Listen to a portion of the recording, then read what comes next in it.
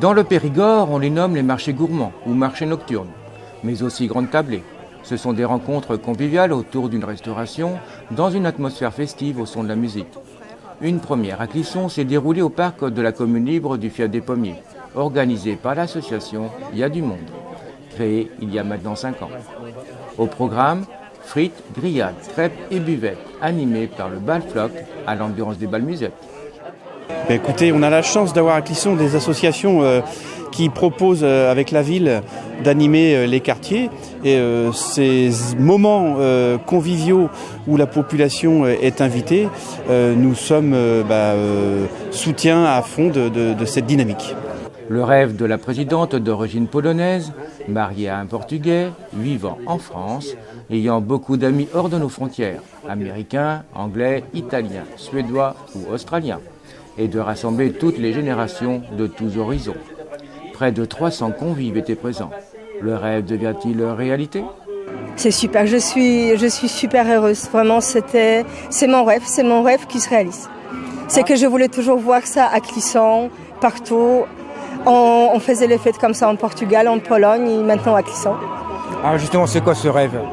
Le rêve, c'est de rassembler les gens pendant une fête, comme dans les fêtes de village autrefois. Et qu'est-ce que ça apporte ? Ça apporte le bonheur. Je pense que les gens sont heureux, qu'on a tous besoin de ça, de se voir, de se parler, de danser ensemble, d'écouter la musique, tout simplement. Et pensez-vous que ça se perd ? Je pense que ça s'est perdu, mais je pense que ça se retrouve beaucoup. Parce qu'on entend partout qu'il y a des ganguettes au bord de Loire, qu'il y a de fêtes comme ça. Je pense qu'on a tous besoin de ça. C'est un véritable succès. Est-ce que vous pensez quand même reconduire cet événement ? Bien sûr, oui. On le fait, c'est sûr. L'année prochaine, on communiquera la date. On invitera les musiciens et on le fera ici au Fief des Pommiers sûrement. Tisser les liens, échanger, partager sur la musique du groupe Le Bal Floc, un événement à reconduire bien évidemment, et pourquoi pas plus régulièrement, permettant ainsi de faire revivre les fêtes d'antan où convivialité rimait avec société.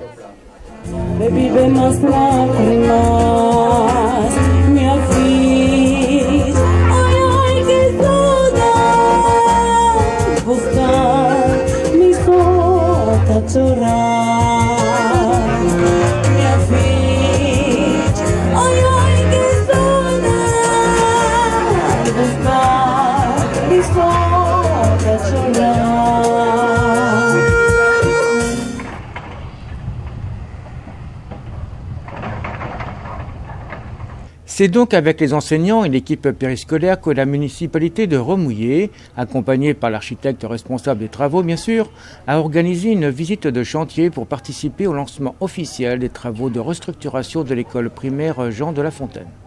Un beau projet en perspective pour le bien-être de nos enfants.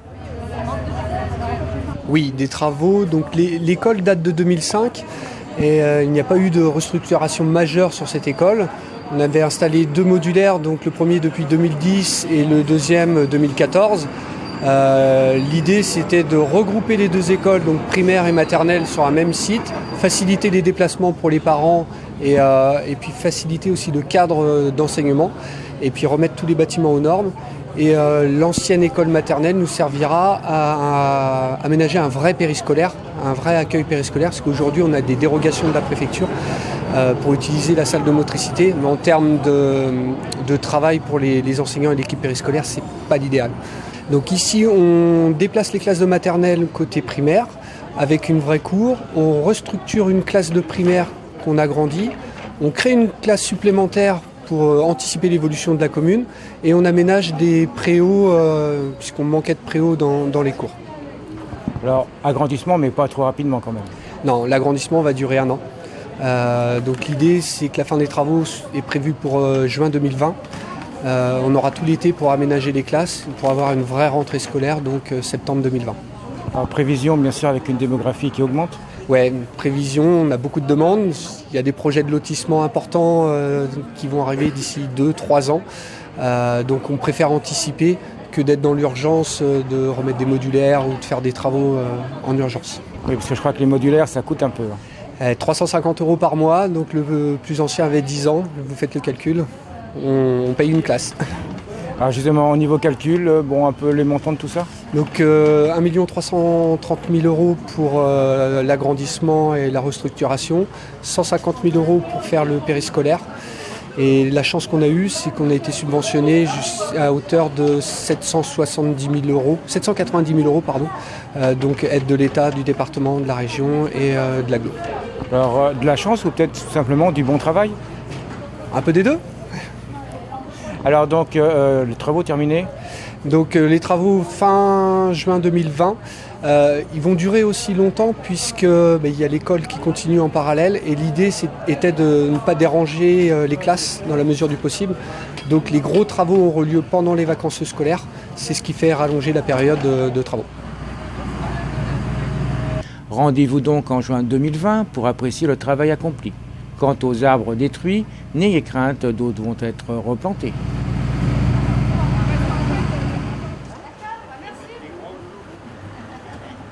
Après 30 ans de bons et loyaux services, Laurent Thomas, cordonnier de métier, situé 7 place Saint-Jacques à Clisson, tire sa révérence.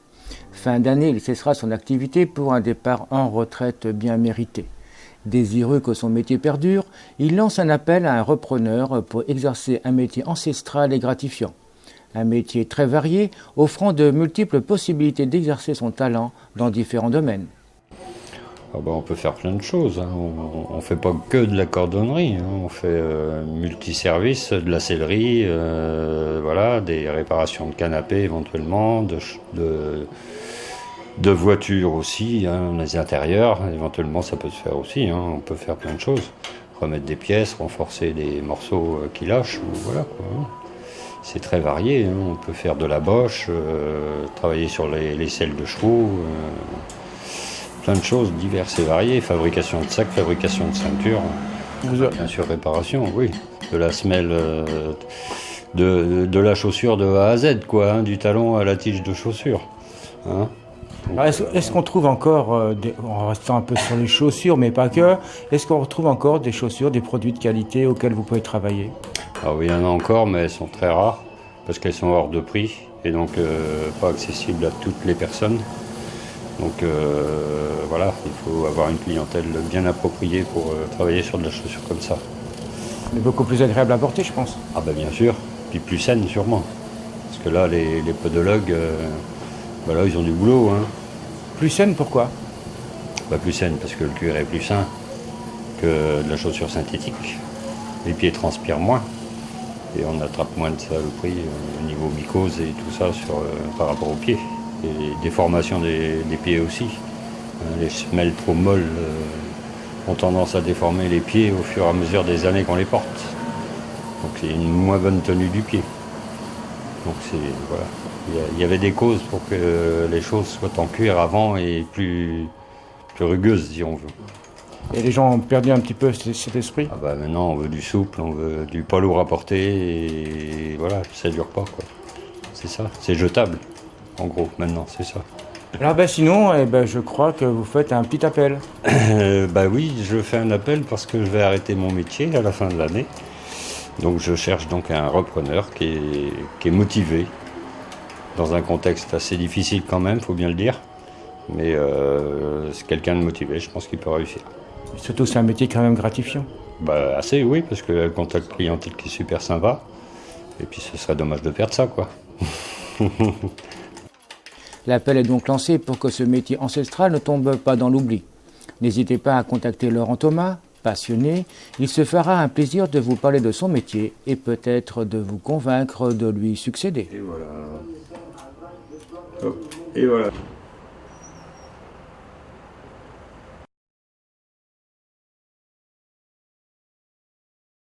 Une nouvelle possibilité de communication est proposée par la ville de Clisson depuis juillet, via une application que vous pouvez installer sur votre smartphone. Elle se nomme Intramuros. Elle vous annonce les prochains événements, vous informe en temps réel via des notifications envoyées vers votre téléphone de l'actualité de la ville, par exemple sur les cyanobactéries, sur les coupures d'électricité, les travaux, les enquêtes publiques. Vous pouvez également découvrir par des fiches créées par Clisson Histoire et Patrimoine les lieux emblématiques de la ville, le château, les halles, les églises entre autres. Mais aussi des services incluant un annuaire, la cantine des écoles, un annuaire des associations et un onglet « Alerter la mairie » sont également présents.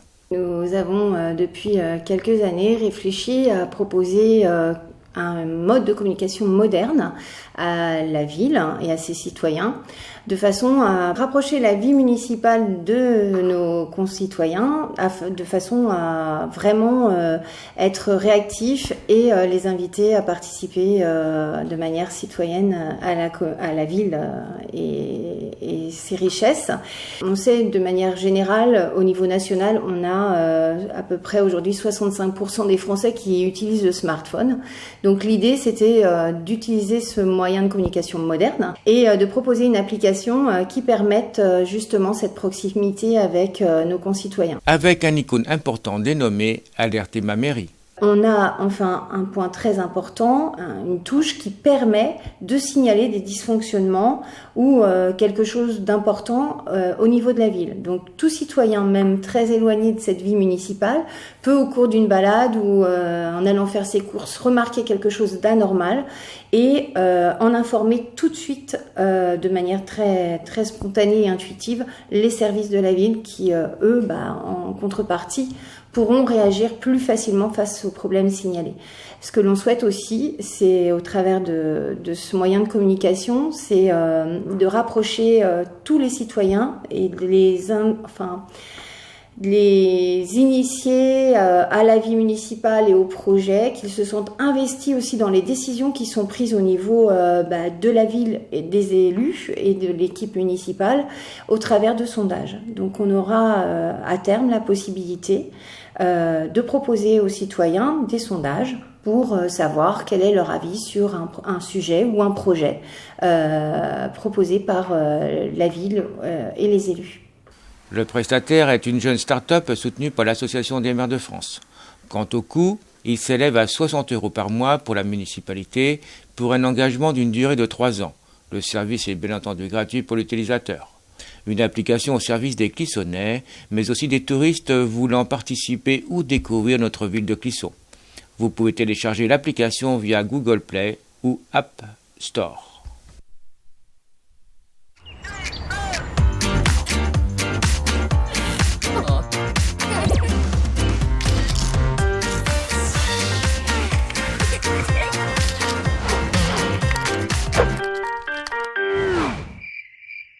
Après un long voyage, la licorne rentra au château et fut acclamée par tout son peuple. Et elle resta à jamais une légende dans tout le royaume. Bonne imagine.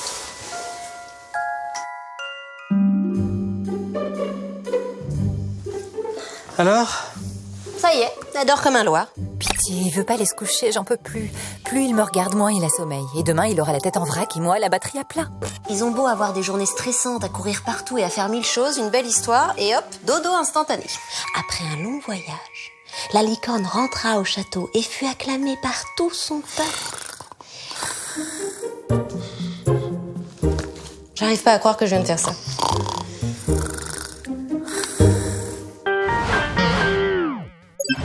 Je sais que vous pouvez lire des livres sur vos écrans. Mais je l'avoue, un livre en papier, ça fait moins mal aux yeux que moi. Et surtout avant d'aller se coucher. Et vous verrez que vous dormirez bien mieux. Chérie, tu veux bien me raconter ta journée au boulot ? Bien sûr. Alors, ça a commencé avec une réunion stratégie et action synchronisée à adapter au BTP et solutions de post-crossing. Et ensuite, Michaud, le directeur du personnel que j'avais jamais vu jusqu'à présent.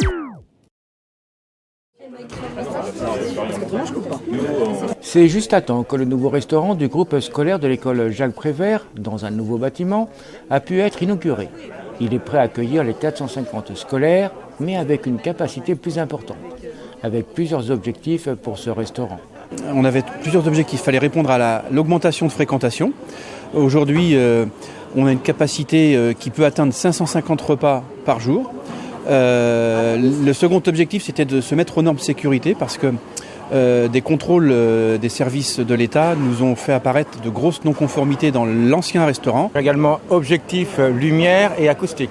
Alors, le confort des utilisateurs que sont le personnel ou les enfants, avec le corps enseignant, a été privilégié. Donc, du sol au plafond, on a des éléments novateurs, notamment le sol où de la moquette nouvelle génération lavable tous les jours a été installée. Et aujourd'hui, on le constate, l'insonorisation du lieu permet d'accueillir dans de bonnes conditions les enfants, soit maternels qui seront servis assis, soit primaires, élémentaires qui seront servis au self. Et donc, le rendez-vous est gagné. Alors bien sûr, avec un objectif bio. Oui, alors dans notre politique de développement durable, nous avons réussi à intégrer depuis plusieurs années, à développer ce qui est servi aux enfants en termes de bio et durable. Et aujourd'hui, on a 26% des aliments qui sont bio et puis 32% des aliments qui sont en plus en circuit court. Donc on est à 58% de bio et circuit court. Donc on est tout à fait conforme à la loi qui impose pour 2020 20% de bio. Et demain, on a challengé les équipes autour du chef cuistot Cédric pour qu'ils atteignent 80% de circuits courts et bio. Et sinon, dernière chose, la restauration n'est pas que pour le restaurant. Oui, alors ce restaurant a été financé par l'État, par la région, par le département et par l'agglo, parce qu'il dessert plusieurs utilisateurs, donc évidemment l'école, il sert aussi au syndicat de la crèche, le CIVU de la crèche, il sert au centre de loisirs géré par l'agglo à la maison de l'enfance animé par la ville. Et donc l'ensemble de cela a permis un autofinancement réduit à 57% sur un total de toutes dépenses confondues de 2 80 000 € environ. Donc toujours dans le cadre du développement durable, on a aussi réussi à intégrer dans ce projet notre volonté de réduire les déchets. Et donc l'installation d'un éco-digesteur, un système qui mange entre guillemets tous les déchets fermentescibles à travers des bactéries qui sont activées pour cela. On va arriver à transformer tous nos déchets de manière à les diviser par 10 et ça va transformer cela en substrat qui sera utilisé par les espaces verts. Et donc ça, c'est aussi un gain en termes de développement durable pour l'avenir de la planète. Il ne nous reste plus qu'à souhaiter un bon appétit à nos jeunes scolaires. Le valet tire le fausset, la servante qui le remet, la bonne femme qui cogne. Le valet tire le fausset, la servante qui le remet, la bonne femme qui cogne. La gueudon, bourgeois nous cueillir les gens. Nous vous proposons maintenant un petit cours historique d'accordéon avec l'association Soufflerie Pluriconique de Gétigné lors de sa porte ouverte. Alors, aux origines, le concept a été inventé par les Chinois avec l'orgue à bouche, mais il y a très longtemps, avec des anches en roseau et des bambous. Après, au 19e siècle, en Italie puis en Autriche, autour de 1820, ils ont inventé le système le mélodéon, l'accordéon avec une seule rangée, alors système bisonore, dont sur la même touche on peut pousser et tirer et on a 2 sons sur la même touche. Et ça a évolué ensuite avec plusieurs rangées et jusqu'à l'apparition de l'accordéon chromatique qui n'a plus le système bisonore et chromos en grec veut dire couleur, hein, donc toutes les notes, alors que diatonique, dia en vieux grec veut dire 7, c'est la gamme de 7 notes. Donc il ne faut pas confondre le système bisonore et l'accordéon chromatique, ça n'a rien à voir. Diatonique veut dire 7. Alors je crois que fut un temps, les nobles utilisaient effectivement cet accordéon. Oui, donc aux origines, c'était un instrument qui s'adressait aux femmes et aux enfants dans les milieux, dans les châteaux, dans les milieux nobles, dans les salons. Et puis ils ont eu du mal à jouer parce qu'il n'y avait pas les bretelles à ce moment-là, ils ne savaient pas le tenir, ils ne savaient pas jouer, donc ils s'en sont désintéressés, c'est passé dans le domaine populaire, et puis ces gens-là, un peu plus bricoleurs, ont mis des bretelles, l'ont changé de sens, l'ont fait jouer en verticalité, et c'est devenu un instrument populaire, et qui a eu son apogée en 1880 et puis qui est tombé un petit peu en désuétude ensuite. Et en 1945, il y avait le chromatique qui prenait la place. Et donc, entre 1950 et 1960, il n'y avait plus beaucoup d'accordéons diatoniques en action. C'était les chromatiques. Et puis, il y a le renouveau des musiques folk, en 1970, par là. Et donc, aujourd'hui, il a retrouvé une place, une vraie place. Alors, vous enseignez quel type d'accordéon ? L'accordéon diatonique en système bisonore. Parce que j'adore l'énergie que ça représente au niveau de la respiration. Ça ressemble à l'harmonica. Après, il y a tout un folklore qui va avec, toute une musique qui l'accompagne de danse, très rythmée, très énergique. Que peut-on jouer comme musique avec cet accordéon ? C'est un répertoire de danse, mais on fait un peu de musique irlandaise influencée baroque. On a mis un style dessus, une façon de le faire. On fait du contrepoint. C'est un peu élaboré. On peut jouer beaucoup de choses. Après, tout dépend si on a les altérations ou pas. Donc, avec quel instrument on joue ? C'est toujours compliqué. Si vous désirez rejoindre la trentaine de membres de l'association Soufflerie Cluriconique pour apprendre à jouer de l'accordéon diatonique, des cours sont assurés tout au long de l'année. Et si vous n'êtes pas sûr, la première leçon est gratuite.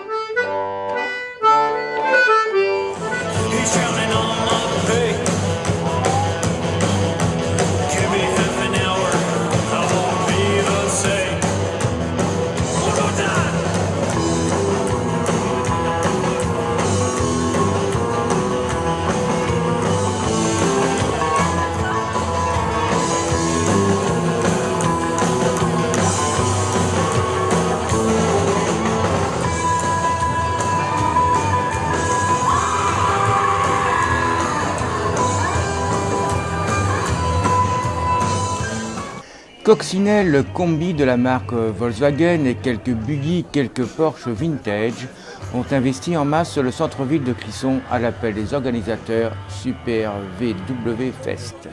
Ils sont venus en nombre, comme les visiteurs d'ailleurs, pour cette édition 2019 de Clisson Vintage. Un succès mérité tant par une organisation très bien orchestrée que par la qualité des modèles présentés.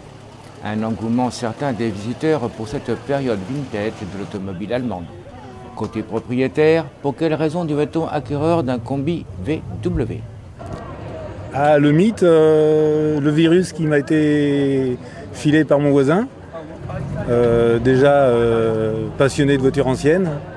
Et puis la balade, le mythe. Voilà, on peut s'arrêter où on veut. C'est l'avantage. En gros, la liberté ? Voilà, la liberté surtout. C'est important ? Oui. C'est ce qui compte. Le week-end, on sort du boulot et on en profite. On peut aller où on veut, on s'arrête. On peut faire 5 km. Le pire pas le midi avec les copains et puis voilà. On rembauche le lundi en forme. Alors justement, en parlant de vintage, Clisson Vintage, votre avis ?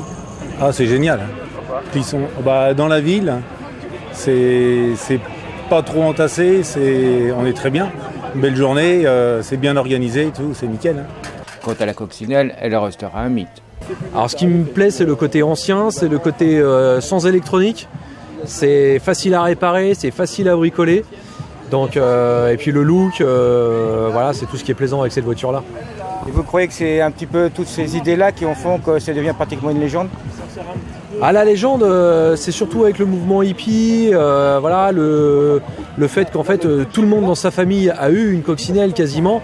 Et c'est le retour à la nostalgie, donc c'est ça en fait qui est plaisant avec ces voitures-là. Et puis c'est également la voiture du peuple.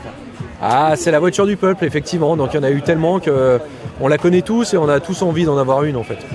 Et donc pour terminer, Clisson Vintage, vous en pensez quoi ? Clisson Vintage, c'est une super organisation. Je suis déjà venu l'année dernière. Donc je fais le deuxième événement et c'est génial parce que c'est un événement gratuit, il y a du monde, c'est sympa, il y a une très bonne ambiance, donc c'est vraiment un plaisir de venir. Au niveau visiteurs, beaucoup de passionnés. Ah ouais, que des passionnés, que des gens avec qui on peut discuter. Non, c'est vraiment un super événement. Énorme succès donc pour cette édition 2019 de Clisson Vintage qui laisse présager une prochaine édition remarquable. He's coming on.